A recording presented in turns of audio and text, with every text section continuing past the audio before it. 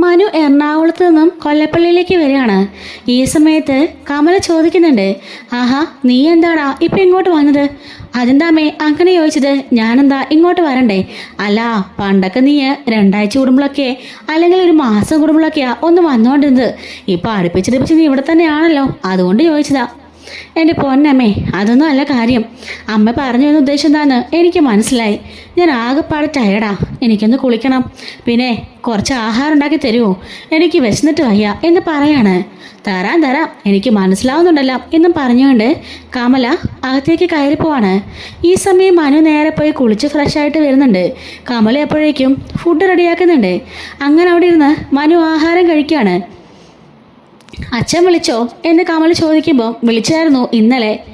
എന്തു പറഞ്ഞു? ഹരിയെക്കുറിച്ച് എന്തെങ്കിലും ചോദിച്ചോ? എന്ത് ചോദിക്കാനാമേ, ഹരിയുടെ കാര്യം പറഞ്ഞ് അച്ഛൻ നല്ല വിഷമമുണ്ട്. അച്ഛൻ അതിനെക്കുറിച്ചൊക്കെ കുറച്ച് സംസാരിച്ചു. അതല്ലാതെ എന്ത് പറയാനാ? ഇനിയിപ്പോൾ അടുത്ത ഹിയറിങ്ങിന് ചെന്നാലും വലിയ രക്ഷയൊന്നുമില്ല. കാരണം അവനാണ് കേസിലെ 1-ാം പ്രതി. അതെങ്ങനാടാ? എൻ്റെ മോന ഒരു തെറ്റും ചെയ്തിട്ടില്ല. അവനെല്ലാവരും കൂടി കുടുക്കിയതാ. അമ്മേ, അങ്ങനെയല്ല പറയേണ്ടത്. അമ്മയുടെ മോനാണ് എല്ലാവരെയും കുടുക്കിയത്. എല്ലാ പ്ലാനിങ്ങും തയ്യാറാക്കിയതും ആ പെണ്ണെ പീഡിപ്പിച്ചതും ആ പെണ്ണെ സ്നേഹിച്ച പോലെ അഭിനയിച്ചതും എല്ലാം അമ്മയുടെ മോനാ. ഇത് ഞാനേ ഒരു 100 വട്ടം പറഞ്ഞ കാര്യാ. വീണ്ടും വീണ്ടും കേൾക്കുമ്പോൾ അമ്മയ്ക്ക് എന്തെങ്കിലും സന്തോഷമുണ്ടോ എന്ന് ചോദിക്കുകയാണ്. എങ്കിലും ഇപ്പം ആ രോഹിത്തെ എണിച്ച് കഞ്ഞിയൊക്കെ കുടിക്കാൻ തുടങ്ങി. അലീന അവൾ എല്ലാവരെയും മയക്കെടുക്കാൻ മിടിക്കുക.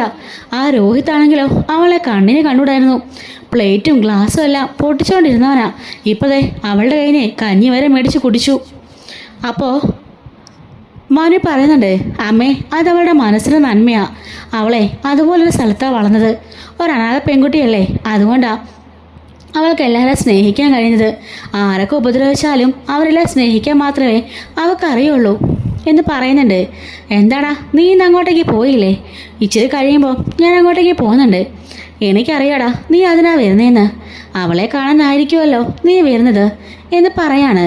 അങ്ങനെ മനു ആഹാരമെല്ലാം കഴിച്ചിട്ട് നേരെ മുത്തശ്ശിയെ കാണാനായിട്ട് പോവാണ്. അവിടെ ചെന്ന് കഴിഞ്ഞപ്പോൾ മുത്തശ്ശിയോട് മനു ചോദിക്കുന്നുണ്ട്, എന്തുണ്ട് മുത്തശ്ശി വിശേഷം എന്ന് ചോദിക്കുമ്പോൾ, എന്ത് വിശേഷമാടാ, നീയും ശിവനും ഒക്കെ ഉള്ളപ്പോൾ ഒരൊച്ചയും അനക്കമൊക്കെ ഉണ്ടായിരുന്നു. ഇപ്പം ആരുമില്ല.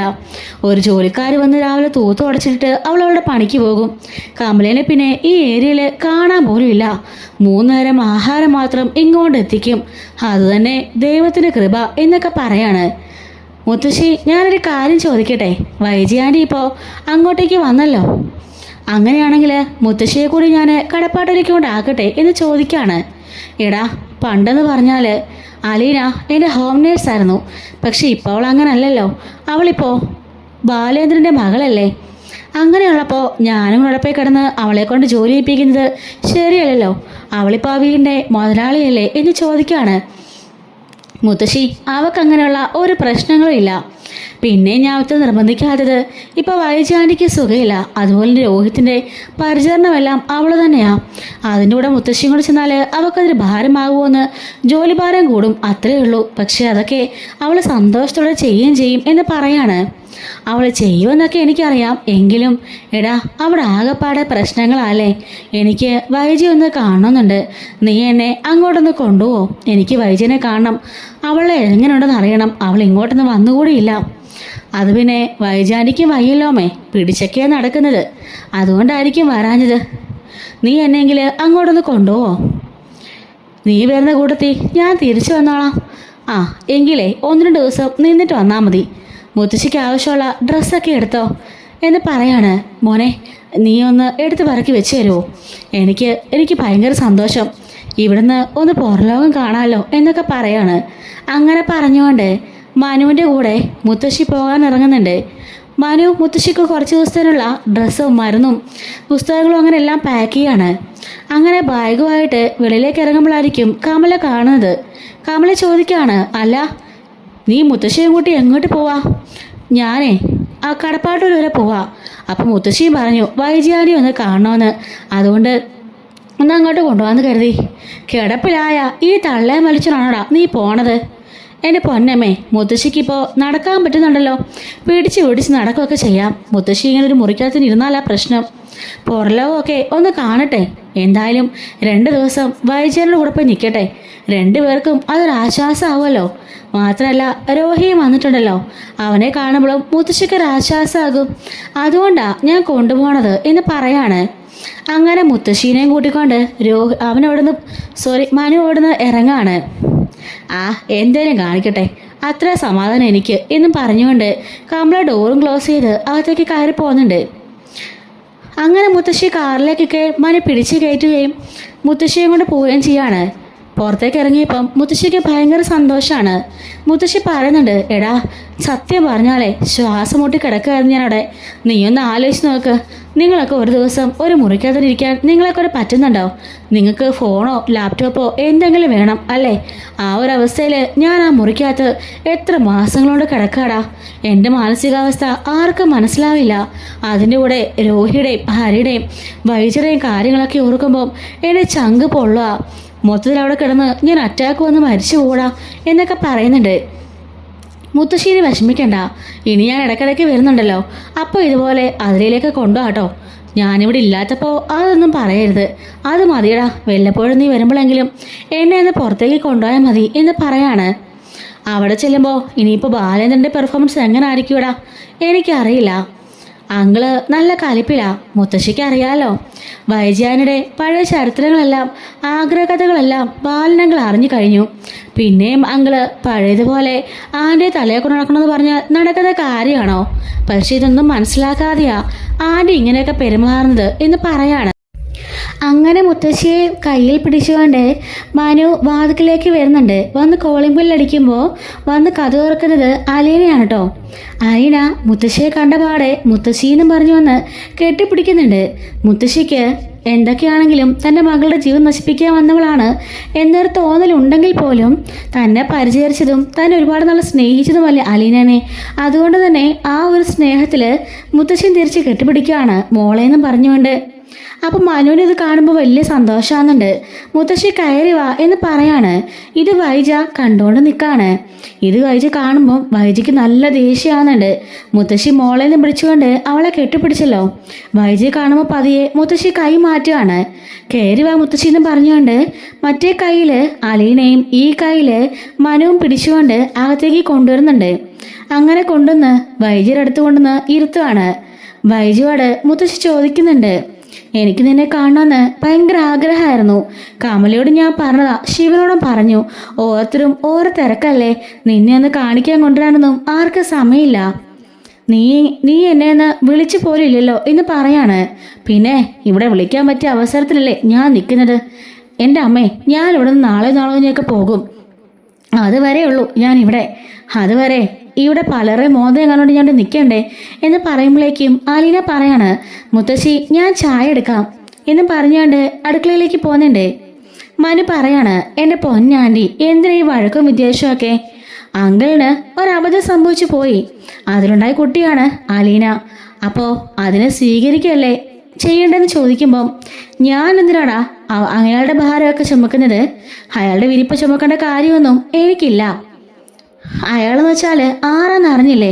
ഇത്രയും കാലം അയാളെന്നെ ചതിക്കുകയായിരുന്നു. എന്നിട്ട് ഞാൻ ഇനിയും അയാളെ സ്നേഹിക്കണോ? അയാളുടെ മകളെ സ്നേഹിക്കണോ? നിങ്ങളൊക്കെ കരുതുന്ന പോലെ ഇത് അയാളുടെ മകളൊന്നും അല്ല. എനിക്ക് ഉറപ്പാ, ഒരു പുതുപ്പെണ്ണ് അയാൾക്ക് വേണ്ടി വന്നിരിക്കുന്നു, അത്രേ ഉള്ളൂ. ഈ വൈജയ്ക്ക് പ്രായമായില്ലേ, ഇനിയിപ്പോൾ കൊച്ചു പെമ്പിള്ളേരെ കാണുമ്പം അയാളുടെ രക്തം തിളയ്ക്കും എന്നൊക്കെ പറയുമ്പം ഛേ ആൻറ്റി അങ്ങനെയൊന്നും പറയരുത്. അവളും അങ്കിളും ഞാനും പറയുന്നുണ്ടല്ലോ, നിങ്ങളുടെ മക്കളിൽ ആരെങ്കിലും രണ്ടുപേരെ വെച്ച് അലീനയുടെ DNA ടെസ്റ്റ് നടത്തി നോക്ക്, അപ്പോൾ യഥാർത്ഥങ്ങൾ അറിയാലോ. പിന്നെ എന്തിനാ വെറുതെ ഇങ്ങനെ അവരെ പറ്റി മോശം പറയുന്നത്? അങ്ങനെ ഒരിക്കലും പറയരുത്. ഒന്നും അറിയില്ലടാ. ആ അലീന ആരാണെന്നൊന്നും നിങ്ങൾക്ക് ഇതുവരെ മനസ്സിലായിട്ടില്ല. എൻ്റെ ആങ്ങളമാരെയും നിന്നെയും എൻ്റെ അമ്മേനെയും എൻ്റെ മക്കളെയും എൻ്റെ ഭർത്താവിനെയും എല്ലാവരെയും അവൾ വശീകരിച്ചെടുത്തിരിക്കുക. അങ്ങനെ എന്തോ ഒരു മായം അവളുടെ കയ്യിലുണ്ട്, എന്തോ ഒരു കൈവശമുണ്ട് അവളുടെ കയ്യിൽ എന്ന് പറയാണ്. എന്ത് കൈവശം ആൻറ്റി? ഒരു കൈവശവും ഇല്ല. ആൻറ്റിക്ക് അതൊക്കെ തോന്നുന്നതാ. അവളൊരു പാവം ആൻറ്റി എന്ന് പറയുമ്പം വേണ്ട മനു, നീ ഒന്നും പറയാൻ നിൽക്കണ്ട. എനിക്ക് അവളുടെ കാര്യം കേൾക്കുന്നത് പോലും ദേഷ്യ എന്നൊക്കെ പറയാണ്. അങ്ങനെ മനു, ഇനി എന്തൊക്കെ പറഞ്ഞിട്ടും ഒരു പ്രയോജനമില്ലെന്ന് എനിക്കറിയാം. നിങ്ങൾ സംസാരിച്ചിരിക്കുക എന്നും പറഞ്ഞുകൊണ്ട് അവൻ അടുക്കളയിലേക്ക് പോകുന്നുണ്ട്. ഇത് കാണുമ്പോഴേക്കും വൈജ പറയാണ്, കണ്ടോ കണ്ടോ അവളുടെ മണം പിടിച്ച് അവൻ പിന്നാലെ പോണത് കണ്ടോ, മിക്കവാറും ഇവളെ തന്നെയായിരിക്കും ഇവൻ കെട്ടാൻ പോണത് എന്ന് പറയാണ്.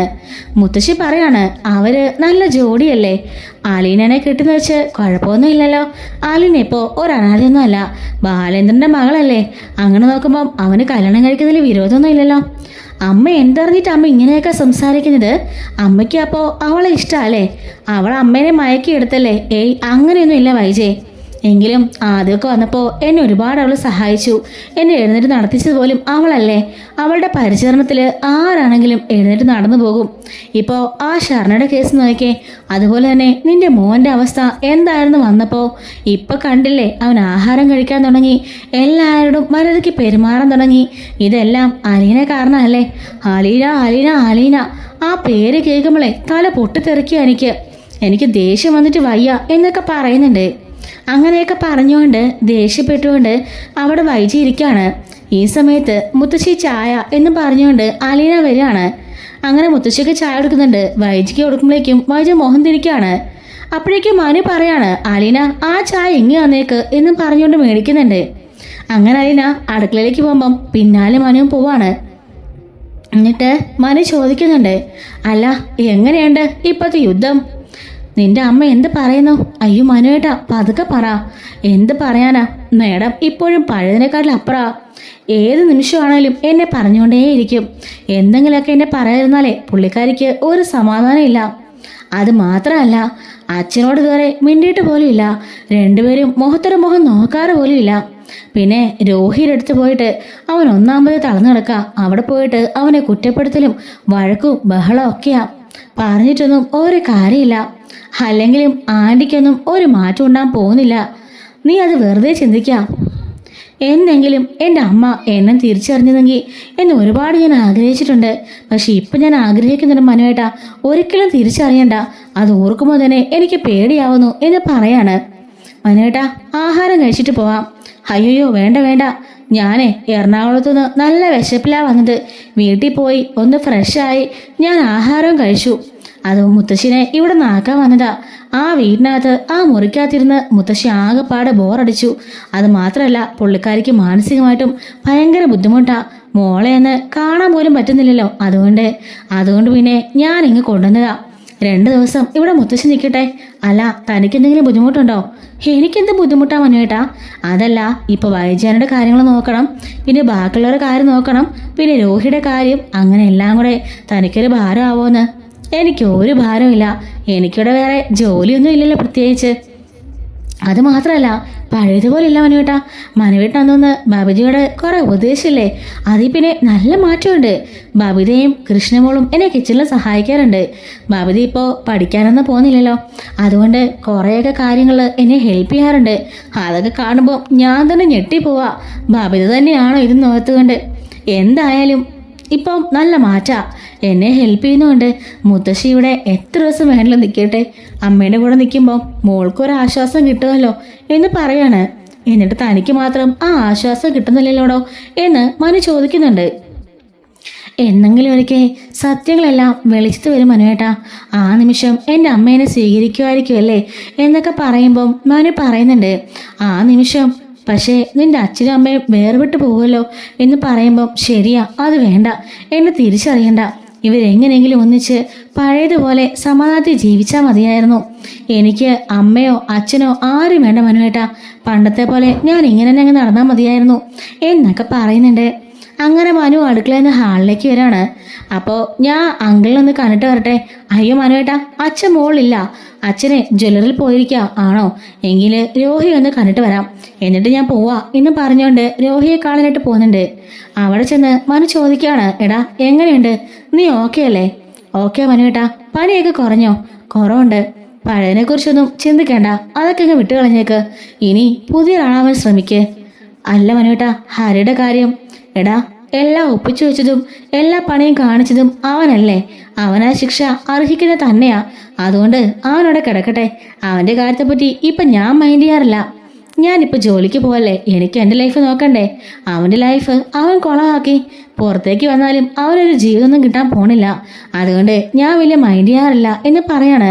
നീ ഇനിയിപ്പോൾ അതിനെക്കുറിച്ച് ഓർത്ത് ബേജാറാവോ, അതിനെക്കുറിച്ച് ടെൻഷൻ അടിക്കുകയോ ഒന്നും ചെയ്യണ്ട. നീ നിന്റെ കാര്യം നോക്കി ജീവിക്ക് എന്നും പറഞ്ഞുകൊണ്ട് മനു പറയുന്നുണ്ട്. എടാ, പിന്നെ പ്രത്യേകിച്ചൊരു കാര്യം, നിനക്കറിയാലോ, നിന്റെ അച്ഛന് വേണ്ടി അമ്മ ഡിവോഴ്സ് നോട്ടീസ് അയച്ചിരിക്കുക. രണ്ടുപേരും രണ്ട് ധ്രുവങ്ങളിൽ ഇപ്പം നിൽക്കുക. ബബിതയും കൃഷ്ണമോളും ആലിയുടെ കൂടെ കൂടിയിട്ടുണ്ട്. അതുപോലെ നീയും കൂടെ ഒന്നിച്ച് നിൽക്കുകയാണെങ്കിലേ 4 പേരോട് ശ്രമിക്കുകയാണെങ്കിൽ നിന്റെ അമ്മയെ അച്ഛനെ ഒരുമിപ്പിക്കാം. അതുകൊണ്ട് നീ ഉപേക്ഷ വിചാരിക്കാതെ അതിലൊന്ന് പങ്കെടുക്കണം, എനിക്ക് അത്രേ പറയാനുള്ളൂ എന്ന് പറയാണ്. മനുവേട്ടാ, ഞാൻ ശ്രമിക്കാം. അല്ല, ഇപ്പം ആലിന് നിന്നെ നന്നായി കെയർ ചെയ്യുന്നുണ്ടല്ലേ? അപ്പോൾ രോഹി പറയാണ്, കെയർ ചെയ്യുന്നൊക്കെയുണ്ട്, എങ്കിലും എൻ്റെ മനസ്സിൽ ആ സംശയം മാറുന്നില്ല. അവൾ ശരിക്കും ഞങ്ങളുടെ അച്ഛൻ്റെ മകള് തന്നെയാണോ അതോ എന്നുള്ള ചോദ്യം വേണ്ട. നിങ്ങളുടെ സ്വന്തം ചോരയാ അലീന, നിന്റെ കൂടെപ്പിറപ്പാ. അതിനെ നിനക്ക് ഞാൻ 100% ഉറപ്പ് തരാം. അല്ലെങ്കിൽ നീ എൻ്റെ പേര് പട്ടിക്കിട്ടോടാ. ഞാൻ ഉറപ്പാ പറഞ്ഞത്, അവൾ നിന്റെ ചോര തന്നെയാ എന്ന് പറയാണ്. അതിൽ നിനക്കിനി ഒരാശയക്കുഴപ്പം വേണ്ട, ഒരു വിശ്വാസക്കുറവും വേണ്ട. തെളിവുകളെല്ലാം എൻ്റെ കയ്യിലുണ്ട്. അതുകൊണ്ടാണ് ഞാൻ പറഞ്ഞത് അവൾ നിന്റെ ചേച്ചിയാ. അതുകൊണ്ട് അവൾ പറഞ്ഞ് നീ അനുസരിക്കണം എന്ന് പറയാണ്. അങ്ങനെ പറഞ്ഞുകൊണ്ട്, എന്നാൽ ശരി, ഞാൻ പോയിട്ട് വരാം. ഞാൻ ഒരു അത്യാവശ്യ കാര്യത്തിലൊരു പേപ്പർ വർക്കിന് വേണ്ടി ഇങ്ങോട്ടേക്ക് വന്നതാ. കൊല്ലപ്പള്ളിയിലേക്ക് പോയി അവിടുന്ന് മുത്തശ്ശിയെ ഇങ്ങോട്ട് കൊണ്ടുവന്നിട്ടുണ്ട്. മുത്തശ്ശിക്ക് ഒരാഴ്ച നിന്റെ അമ്മയുടെ കൂടെ നിൽക്കണമെന്ന്. അങ്ങനെ ഇവിടെ നിർത്തിയിട്ട് ഞാനിന്ന് വൈകിട്ട് തന്നെ എല്ലാ പേപ്പർ വർക്കും തീർത്തിട്ട് തിരിച്ചു പോവാണ് എന്ന് പറഞ്ഞുകൊണ്ട് മനു അവിടുന്ന് പോകുന്നുണ്ട്. മനുവിൻ്റെ സംസാരമൊക്കെ അവൻ്റെ ഉള്ളിൽ ആഴത്തിൽ പതിഞ്ഞിട്ടുണ്ട്. 100%ഉം മനു ഉറപ്പ് പറയാണല്ലോ തൻ്റെ സ്വന്തം ചേച്ചിയാണ് അലീന എന്നുള്ള കാര്യം. അങ്ങനെ അവനും കുറച്ചതൊക്കെ വിശ്വാസമാവുന്നുണ്ട്.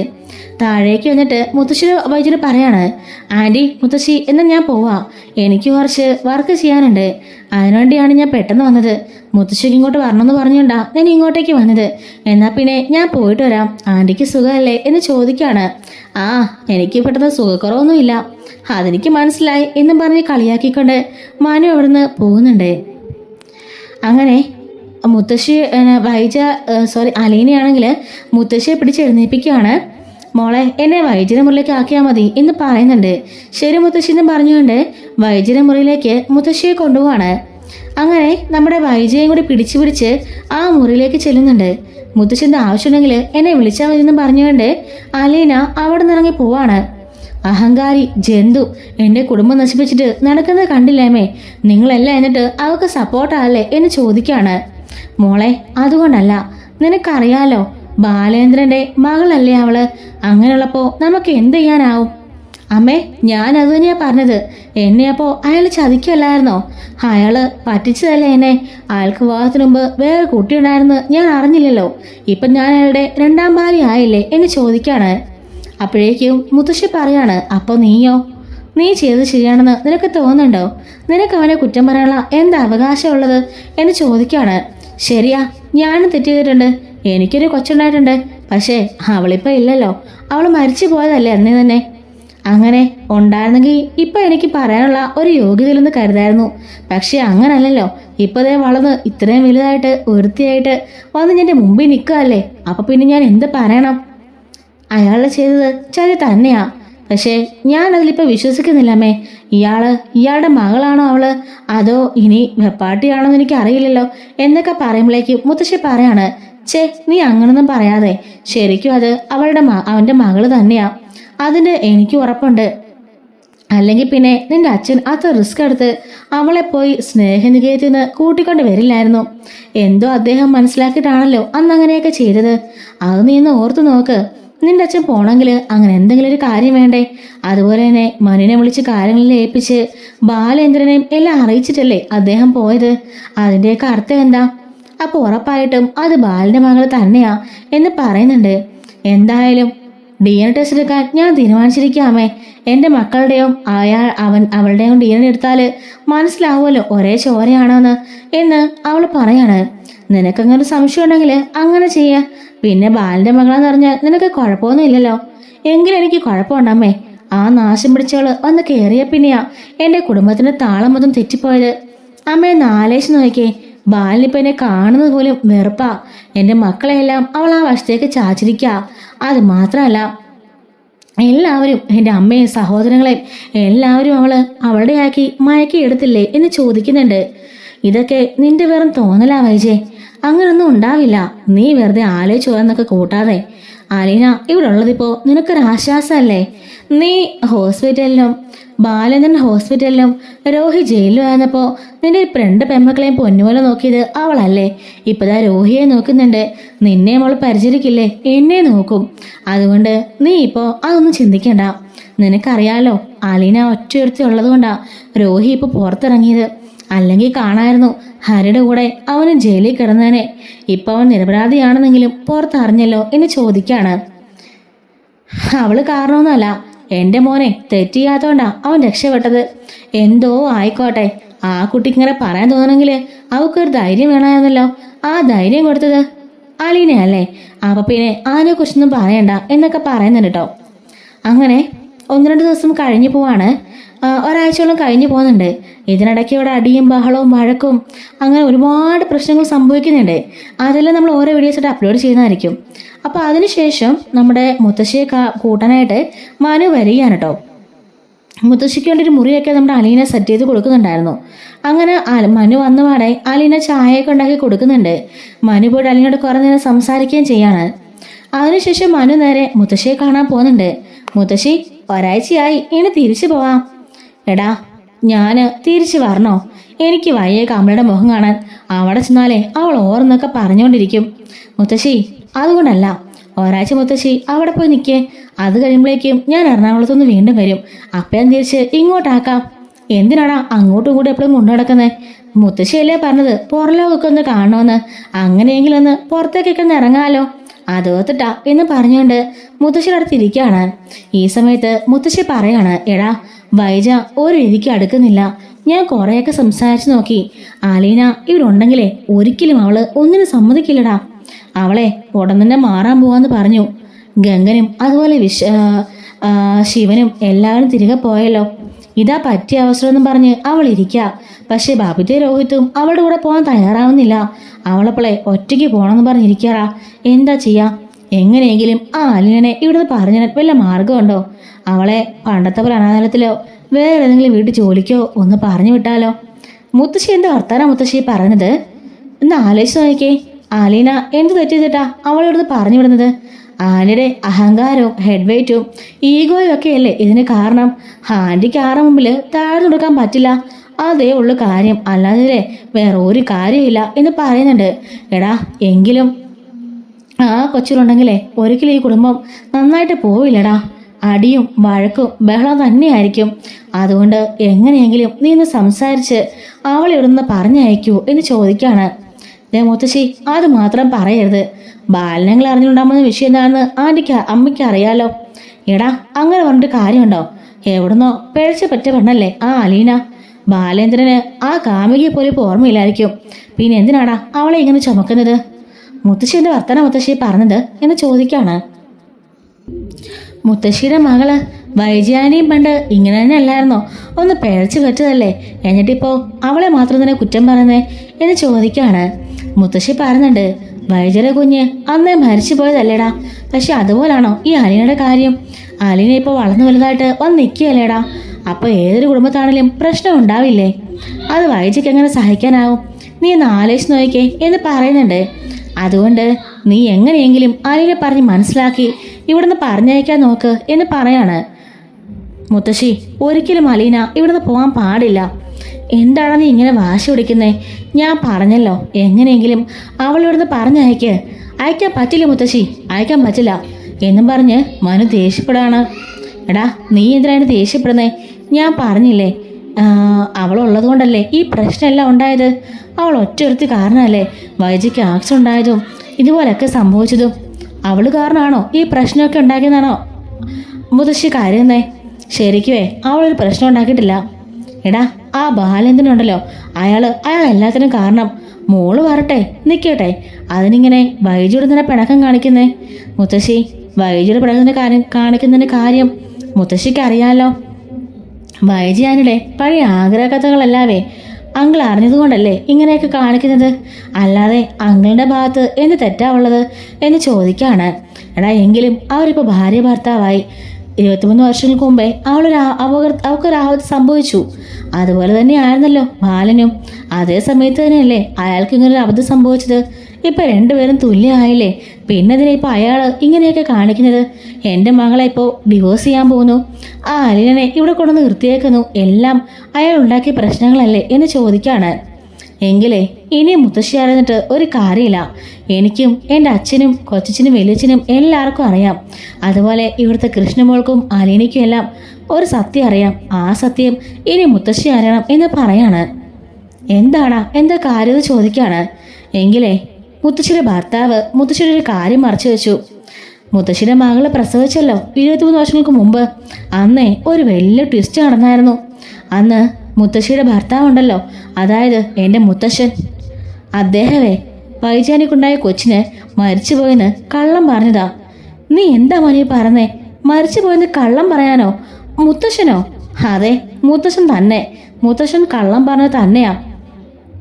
അങ്ങനെ കള്ളം പറഞ്ഞിട്ട് ആ കുഞ്ഞിനെ എന്തെന്നറിയോന്ന് ചോദിക്കാണ്. അപ്പോൾ എൻ്റെ വൈദ്യര കുഞ്ഞ് മരിച്ചു പോയില്ലേടാ?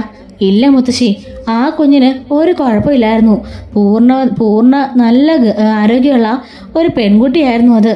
ആ പെൺകുട്ടീനെ കൊണ്ടുവന്ന് അനാഥാലയത്തിൽ ഏൽപ്പിച്ചു മുത്തശ്ശിയുടെ കെട്ടിയവൻ എന്ന് പറയാണ്. എടാ ഇതൊക്കെ സത്യമാണോ? പകല് പോലെ സത്യമായ കാര്യങ്ങളാ.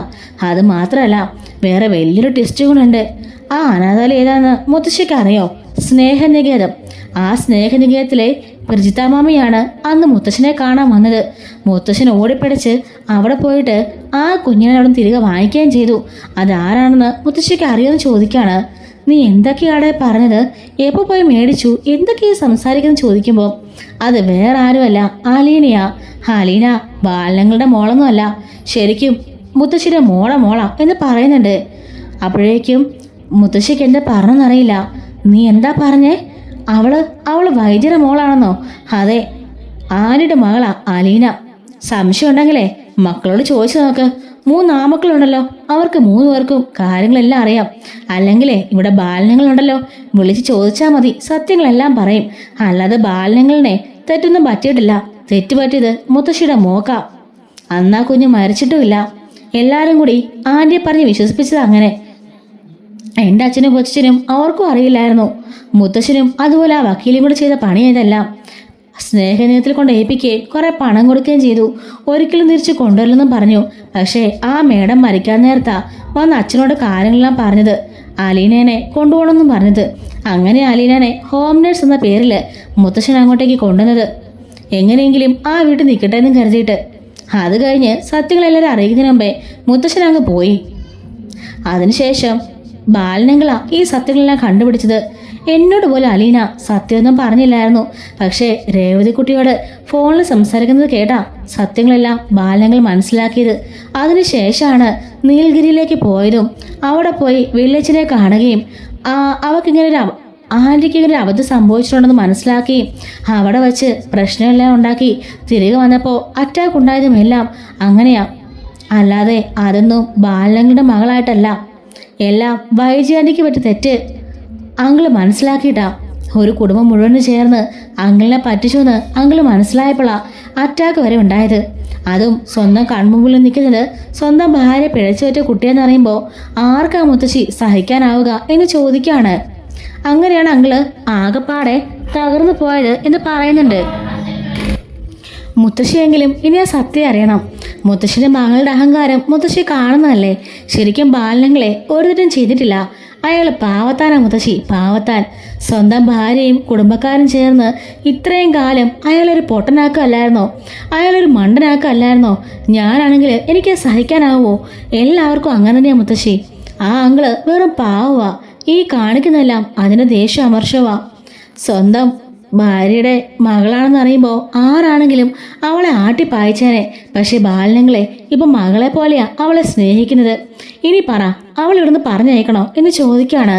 എടാ വൈജയ്ക്ക് ഈ സത്യങ്ങളൊന്നും അറിയില്ലല്ലോ. ഇല്ല, ഇതുവരെ ഒന്നും അറിയില്ല. അറിയാത്തത് കൊണ്ടല്ലേ അവൾ ഇപ്പോഴും ദേഷ്യം കാണിക്കുന്നത്. അവൾ അറിഞ്ഞു കഴിഞ്ഞാൽ പിന്നെ പ്രശ്നമില്ലല്ലോ. അവിടെയാ മുത്തശ്ശി വലിയൊരു ടെസ്റ്റ് വേറെ കിടക്കുന്നേ. അങ്ങനെ എങ്ങാനും വൈജി ആൻറ്റി ഈ സത്യങ്ങളൊക്കെ അറിഞ്ഞാലേ പിന്നീട് ആ നിമിഷം തന്നെ ഡിവോഴ്സ് നടക്കും. അങ്കിളിന് ആത്മാഭിമാനത്തിന്റെ പ്രശ്നമാണല്ലോ. വൈജി ആൻറ്റി അത് അറിഞ്ഞെന്നറിഞ്ഞാൽ പിന്നെ ആ നിമിഷം തന്നെ അങ്കിൾ ഡിവോഴ്സ് ചെയ്യും. പിന്നെ ഒരിക്കലും ഇവർ തമ്മിൽ ഒന്നിക്കത്തുമില്ല. അതാണ് ഇതിലെ വലിയ പ്രശ്നം.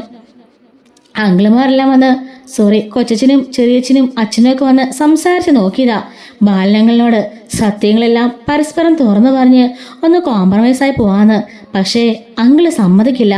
അതുകൊണ്ട് തന്നെ തൽക്കാലം പറയാതിരിക്കുന്നത് നല്ലത്. പറഞ്ഞു കഴിഞ്ഞാലേ അത് വലിയ ഇഷ്യൂയിലേക്ക് മാറും എന്ന് പറയുന്നുണ്ട്. എന്തൊക്കെയാടാ ഞാൻ കേൾക്കുന്നേ? അപ്പോ ആ അലീന എൻ്റെ കൊച്ചുമോളല്ലേ? അവളെയാണോ ഞാൻ ഇങ്ങനെയൊക്കെ പറഞ്ഞത്? ഇപ്പം മനസ്സിലായല്ലോ. ഒരാളെക്കുറിച്ചും സത്യം മുഴുവനായി അറിയാതെ ഒന്നും പറയരുത്. പിന്നീട് ഇതിന് പശ്ചാത്തപിക്കേണ്ടി വരും. ഇപ്പം മനസ്സിലായില്ല അലീന ആരാണെന്ന്. പിന്നെ വേറെ കാര്യം കൂടി ഞാൻ പറയാം. എനിക്ക് അലീനയെ ഇഷ്ടമാണ്. വിവാഹം കഴിക്കുന്നുണ്ടെങ്കിൽ ഞാൻ അവളെ മാത്രമേ വിവാഹം കഴിക്കുകയുള്ളൂ. അതിനുള്ള യോഗ്യത അവൾക്കുണ്ടെന്ന് എനിക്കറിയാം. അവളുടെ നല്ല മനസ്സ്, അതാണ് ഏറ്റവും വലിയ യോഗ്യത എന്ന് പറയുന്നുണ്ട്. എടാ, എനിക്ക് അവളെ ഒന്ന് കെട്ടിപ്പണണമെന്ന് തോന്നുക. ഇത്രയും കാലം എൻ്റെ കുഞ്ഞ് ആ അനാഥലത്തിൽ കിടന്നല്ലോ. എന്തിനാണ് ശരിക്കും മുത്തശ്ശനൊക്കെ അങ്ങനെ ചെയ്തത്? ആ കുഞ്ഞുണ്ടെന്ന് പറഞ്ഞേനെ ബാലിനെ കെട്ടിച്ചു കൊടുത്താൽ മതിയായിരുന്നല്ലോ. ബാലിനില്ലെങ്കിൽ വേറൊരാള്. അതാ പറഞ്ഞത്. മുത്തശ്ശനാണ് എല്ലാത്തിനും കാരണക്കാരൻ. ചതിച്ചതേ മുത്തശ്ശനാ. സ്വന്തം മോളുടെ ഭാവി നന്നാവാൻ വേണ്ടിയിട്ട് മുത്തശ്ശൻ കാണിച്ച വക്രബുദ്ധിയാ ഇപ്പൊ ഇങ്ങനെയൊക്കെ വന്ന് നിൽക്കുന്നേ. ഒരു പെൺകുട്ടിയുടെ ജീവൻ നശിപ്പിച്ചില്ലേ? അനാഥയാക്കിയ ഒരു പെൺകുട്ടിയെ 23 വർഷം ജീവിപ്പിച്ചില്ലേ? ഈ സുഖസൗകര്യങ്ങളോടുകൂടി സുഖസൗകര്യങ്ങളെല്ലാം അനുഭവിച്ച് ജീവിക്കേണ്ടവളല്ലായിരുന്നു അവള്. എന്നിട്ട് അതെല്ലാം നശിപ്പിച്ചു കളഞ്ഞത് മുത്തശ്ശിന് ഒറ്റ ഒരുത്തനല്ലേ എന്ന് ചോദിക്കുകയാണ്. ഇനി പറഞ്ഞിട്ട് കാര്യമില്ലല്ലോ. മരിച്ച തലയ്ക്ക് മുകളിൽ നിൽക്കുന്നവരെ എന്താ പറയാനാ? എല്ലാം സംഭവിക്കാനുള്ളതെല്ലാം സംഭവിച്ചു പോയി. ഇനി പറഞ്ഞിട്ടൊന്നും ഒരു കാര്യമില്ല എന്ന് മനു പറയുന്നുണ്ട്. പിന്നെ മുത്തശ്ശി അറിഞ്ഞായിട്ട് ആരും അറിയണ്ട. ആരും മുത്തശ്ശിയോട് പറഞ്ഞാലല്ലോ. പിന്നെ ഈ സാഹചര്യത്തില് മുത്തശ്ശി അറിയണമെന്ന് എനിക്ക് തോന്നി. അതുകൊണ്ട് മാത്രം ഞാൻ പറഞ്ഞതാ. മുത്തശ്ശി ഇത് ആരോട് പറയാൻ നിൽക്കണ്ട എന്ന് പറയാണ്. ബാ, നമുക്ക് കൊല്ലപ്പള്ളിക്ക് പോകാം മോനെ. എങ്കിലേ ഞാൻ അടുത്ത ആഴ്ച വരാം. അലീന ഇത്രയും ദിവസം ഞാനും വലിയ ഇഷ്ടത്തോടെയല്ല നോക്കിയതൊക്കെ. എപ്പോഴും ഒരു വെറുപ്പ് ഞാൻ കാണിച്ചിരുന്നു. അത് വൈജ കാരണം അവളുടെ ജീവിതം നശിപ്പിക്കാനായിട്ട് വന്നവളാണല്ലോ എന്ന് കരുതിയിട്ടാ. പക്ഷേ എനിക്കിനി അവളെ സ്നേഹിക്കണടാ. അതുകൊണ്ട് ഒരാഴ്ച കൂടി ഞാനിവിടെ നിൽക്കട്ടെ. എൻ്റെ കൊച്ചുമോളല്ലേ, അവളെ ഞാനൊന്ന് കാണട്ടടാ എന്ന് പറയാണ്. ശരി മുത്തശ്ശിയുടെ ഇഷ്ടം എന്ന് പറഞ്ഞുകൊണ്ട് മനു അവിടുന്ന് പോവാണ്. മുത്തശ്ശിയാണെങ്കിലും അവിടെ നിന്ന് വിങ്ങിപ്പൊട്ടി കരയാണ്. വൈജയോട് സത്യങ്ങൾ പറയാനാവുന്നില്ല, പുറത്തേക്ക് സ്നേഹം പ്രകടിപ്പിക്കാനും ആവുന്നില്ല. അങ്ങനെ ആകെ മൊത്തത്തിൽ മാനസികമായിട്ട് വല്ലാണ്ട് ബുദ്ധിമുട്ടിയിരിക്കുകയാണ് കേട്ടോ മുത്തശ്ശി. ഇതുപോലെ വരാൻ പോകുന്ന സ്റ്റോറീസിനൊക്കെ നമ്മുടെ ചാനൽ മറക്കാതെ സബ്സ്ക്രൈബ് ചെയ്ത് ഹൈപ്പ് ചെയ്ത് ലൈക്ക് ചെയ്ത് സപ്പോർട്ട് ചെയ്യണേ. Thanks for watching.